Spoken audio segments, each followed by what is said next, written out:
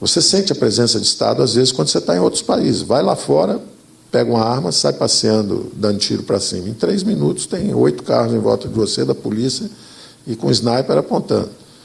Ou então faz o teste do desmaio. Desmaia na rua. Em 3 minutos, tem uma ambulância para te pegar. No Brasil, você não sente o Estado. O Estado não está onde o povo vive.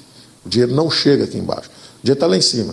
Está em estádio de futebol, está em Porto Mariel, lá em Cuba, está na Venezuela, está no perdão à dívida na ditadura cubana, está com os campeões nacionais. Ele está longe do povo, o dinheiro.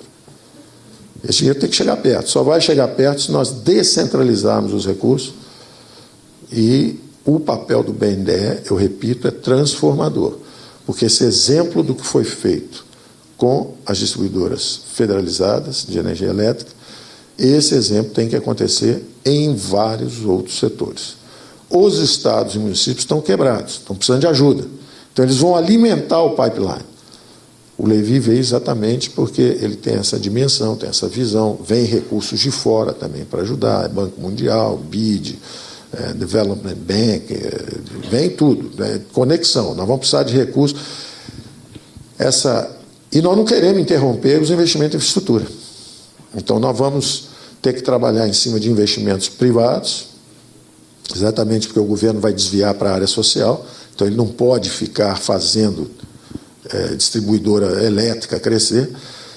Está provada a capacidade de transformação quando o setor privado entra, então está aí o Botelho, está aí a Equatorial com Firmino, quer dizer, os caras estão mostrando que gerem melhor esses recursos sem interferência política, olhando o mercado, são exemplos extraordinários. Bom dia a todos. Há um diagnóstico que é inescapável quando o Estado vem de 18% do PIB, de gastos públicos como percentagem do PIB, ao longo de 4 décadas, e chega a 45% do PIB. Isso foi o que aconteceu com o Brasil. E você vê as manifestações desse descontrole sobre gastos nas disfunções financeiras. Então, no final do governo Geisel, nós reciclamos petrodólares para fazer a substituição de importações, começamos a ter crises cambiais recorrentes. Final do governo Figueiredo, o governo gastando aí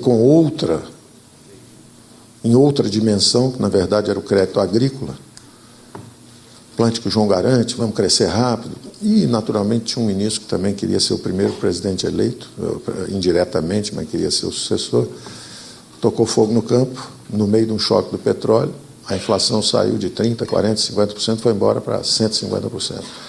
Então, na verdade, um equívoco que acabou sendo embaraçoso até para os próprios militares, que tinham feito um investimento maciço em infraestrutura anos, e depois, no final, o Brasil começa a queimar num início de hiperinflação. Entram os civis e começam a se perder também, congelam preços, congelam ativos, e o Estado continua gastando. Os gastos do governo crescem ininterruptamente 4 décadas. Não houve um presidente que conseguisse segurar isso. Era um absoluto descontrole sobre essas contas públicas. E aí outra manifestação, 2 surtos de hiperinflação. Então, crises cambiais recorrentes, 2 surtos de hiperinflação. De repente vem um plano real, brilhante na dimensão monetária, mas um plano também falho. Um bom plano de estabilização dura 1 ano e meio. Um plano de estabilização que dura 10 anos e que leva a dívida para 4 trilhões, evidentemente tem algo errado nesse plano, que era justamente a falta de dimensão fiscal. Os gastos públicos continuaram crescendo. Apenas nós aprendemos a trabalhar com a política monetária. Agora o Banco Central é forte. Ele não é conivente, ele não é passivo, ele não é complacente. Então os juros explodem, vão para a lua, 70% ao ano. Eu sei porque eu estava do outro lado da cerca.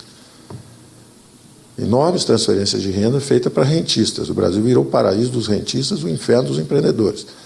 A taxa de crescimento do Brasil cai de 7,5%, 7,4%, durante 2, 3, 4, 5, 6 décadas.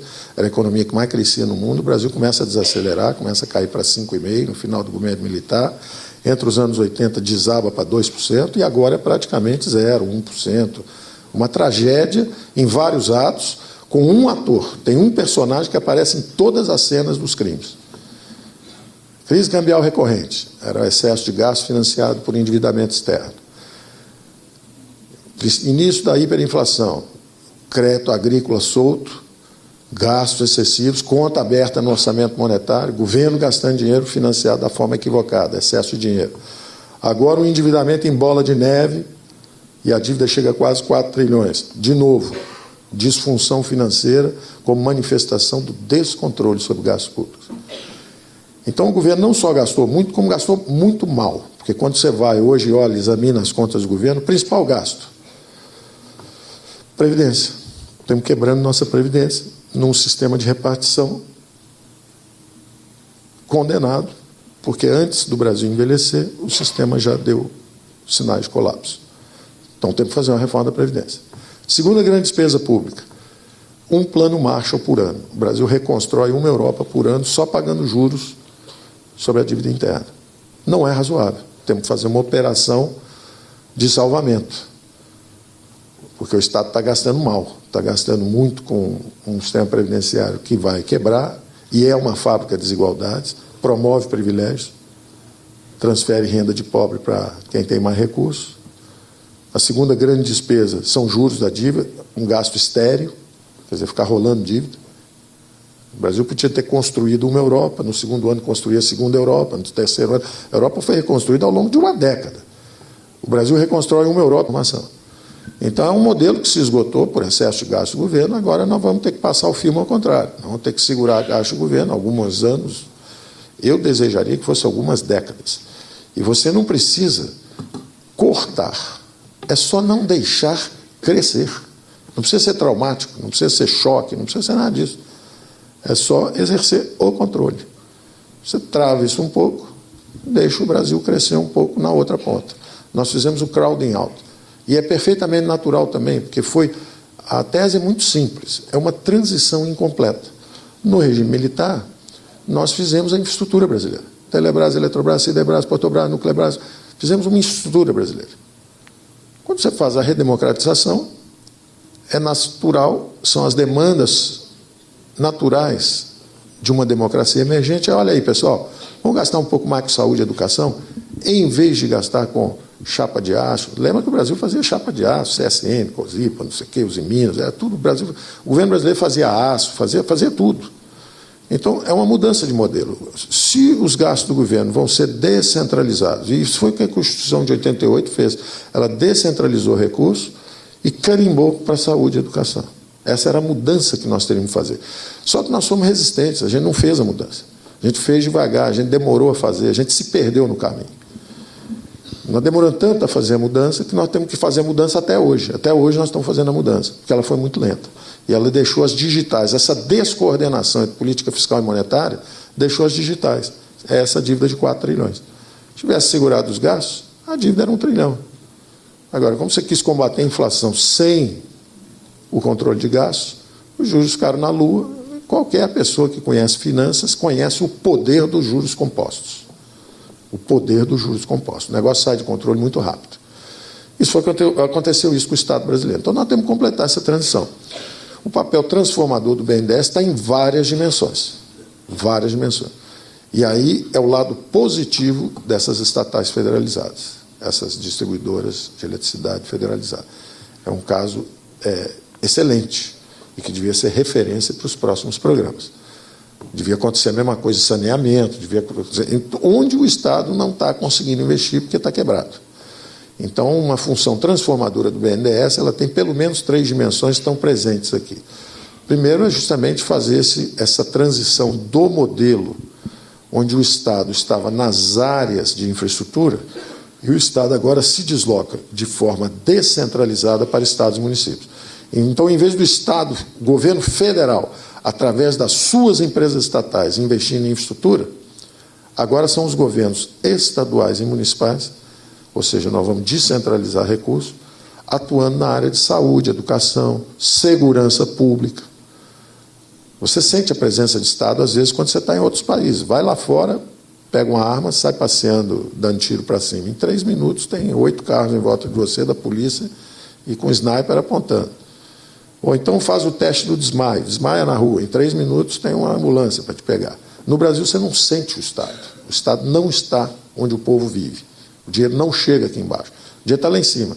está em estádio de futebol, está em Porto Mariel, lá em Cuba, está na Venezuela, está no perdão à dívida na ditadura cubana, está com os campeões nacionais. Ele está longe do povo, o dinheiro. Esse dinheiro tem que chegar perto. Só vai chegar perto se nós descentralizarmos os recursos. E o papel do BNDE, eu repito, é transformador. Porque esse exemplo do que foi feito com as distribuidoras federalizadas de energia elétrica, esse exemplo tem que acontecer em vários outros setores. Os estados e municípios estão quebrados, estão precisando de ajuda. Então, eles vão alimentar o pipeline. O Levi veio exatamente porque ele tem essa dimensão, tem essa visão, vem recursos de fora também para ajudar, Banco Mundial, BID, Development Bank, vem tudo, conexão, nós vamos precisar de recursos. E nós não queremos interromper os investimentos em infraestrutura. Então, nós vamos ter que trabalhar em cima de investimentos privados, exatamente porque o governo vai desviar para a área social, então ele não pode ficar fazendo distribuidora elétrica crescer. Está provada a capacidade de transformação quando o setor privado entra, então está aí o Botelho, está aí a Equatorial com Firmino, quer dizer, os caras estão mostrando que gerem melhor esses recursos sem interferência política, olhando o mercado, são exemplos extraordinários de transformação. Todos os exemplos estão aqui, era a 26ª, passou a ser a 12ª, era a 35ª, virou a 9ª, quer dizer, as empresas performaram melhor, investem mais, não tem corrupção, não estão longe da influência política, quer dizer, não estão alimentando a velha política. Porque nós temos que pensar também que a velha política morreu. Nós não sabemos ainda qual é a nova, mas nós já sabemos que a velha política morreu. As estatais não vão mais alimentar uma forma equivocada de fazer política. Esse excesso de gasto do governo corrompeu a democracia e travou o crescimento da economia. Então, nós vamos destravar o crescimento, que todas essas estatais federalizadas agora estão investindo, então nós estamos destravando essa estagnação em que estávamos prisioneiros e, ao mesmo tempo, nós estamos regenerando a democracia brasileira, que ela vai ser feita em novas bases. O presidente lançou lá a tese dele, vai ser feita em base de valores e princípios. Valores e princípios. Não a corrupção, queremos valorizar a segurança pública, valorizamos a segurança no campo, a propriedade privada, são valores. Os partidos que se organizam em torno desses valores. Essa é a atuação pública. E não uma política alimentada por votos mercenários comprados através de posições em empresas estatais. Então, esse modelo está morrendo. Esse modelo está acabando. E daí a importância do papel transformador do BNDE. Porque ele vai, primeiro, e são várias diretorias novas, você até pediu para criar 2 ou 3 diretorias novas exatamente para poder exercer bem isso, que é o seguinte. Primeiro, as desestatizações. Então, está o Salim Matar, vai ter uma ponte para o Salim. Esse é o estoque passado nosso. Quais são as empresas estatais que nós temos, que o Salim... eu falava que tinha que vender todas. Naturalmente, nosso presidente e nossos militares olham, às vezes, para algumas delas com carinho, que eles criaram, como filhos deles lá atrás. Só que eu estou dizendo, seus filhos fugiram e estão drogados. Cuidado.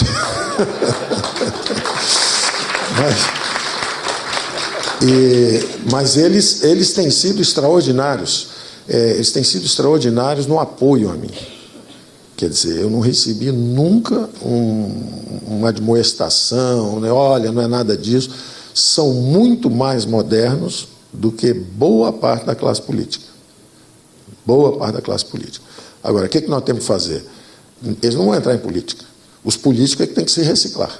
Eles estão só dando um exemplo de comportamento, foram eleitos, o presidente foi eleito, está lá, e está dando um exemplo de comportamento. Eu não vi uma linha dele recuando.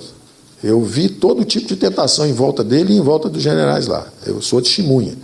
Passa aquele bando de zumbi em volta, e eles ignoram. Mas vocês vão perder essa votação, vai acontecer isso, vai acontecer aquilo. Não interessa. Nós não vamos trocar. Essa moeda não existe entre nós. Mas então não vai aprovar. Então não vai aprovar.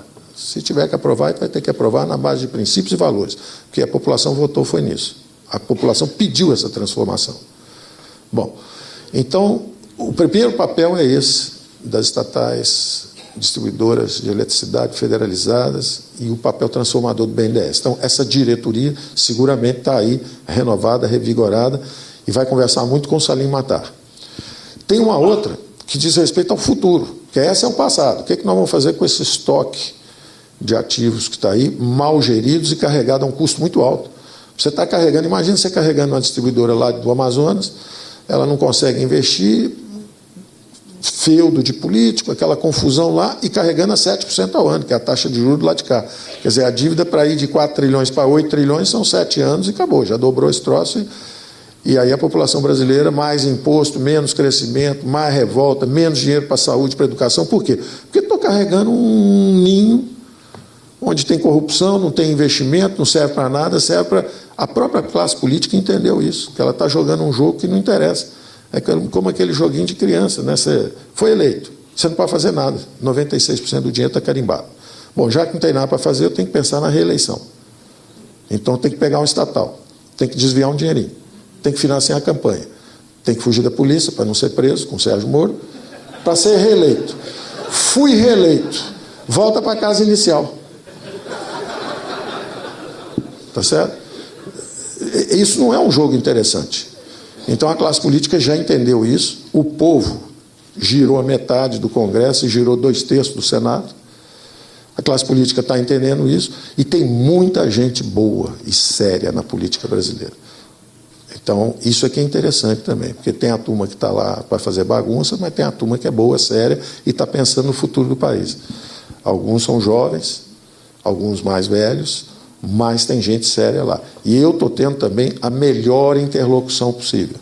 Estão dispostos a apoiar, entendem a transformação necessária e sabem que cabe à classe política fazer a renovação política. Eles sabem que é a responsabilidade deles.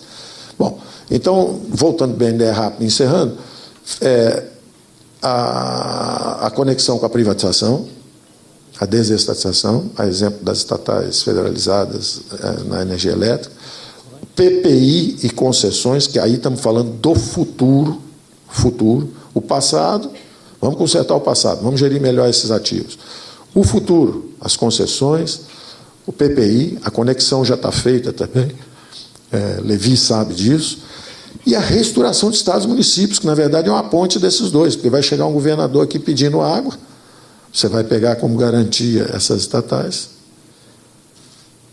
vai transferir dessa diretoria de estatais da privatização, vai entregar ela para o Salim vai lá, vocês vão fazer. Na verdade, o BNDE vai apoiar o Salim nesse esforço, vai sindicalizar os agentes financeiros para fazer a coisa bem feita, estudos modelos lá de fora, como é que é, sempre pensando em aumentar o grau de competição. Quer dizer, nós estamos a serviço de criar mais competição, de criar mais investimento e crescimento para frente. E, uma vez vendido esse ativo, o dinheiro volta, transfere para outra diretoria, que está ajudando a reestruturação de estados e municípios, sai o prefeito feliz para um lado, sai o governador feliz para o outro, assoviando, o ativo está bem gerido, o BNDES fez seu papel transformador. Então, é para aí que nós estamos indo. Eu acho que tem um futuro de muito trabalho pela frente, mas eu tenho certeza que nós vamos fazer o nosso trabalho. A economia brasileira estava muito baseada em Estado, e como aconteceu com todas as empresas estatizadas, com todos os países que fizeram a glasnost, mas não fizeram a perestroika, não abriram a economia, o Brasil foi para a hiper, a Rússia foi para a hiper, e outros países, como o Chile e agora a China, fizeram primeiro a perestroika. O ideal é fazer os dois ao mesmo tempo. Mas Chile e China fizeram a perestroika primeiro, abriram a economia primeiro, criaram a classe média, adquiriram dinâmica de crescimento vigorosa e depois começaram a abrir politicamente e é um sucesso completo, porque tem uma classe média forte, robusta, criada não à base de subsídios e ajudas insustentáveis financeiramente a longo prazo. É uma falsa inclusão social, né? É uma aparência de inclusão social que rapidamente colapsa assim que estouram os orçamentos públicos, né?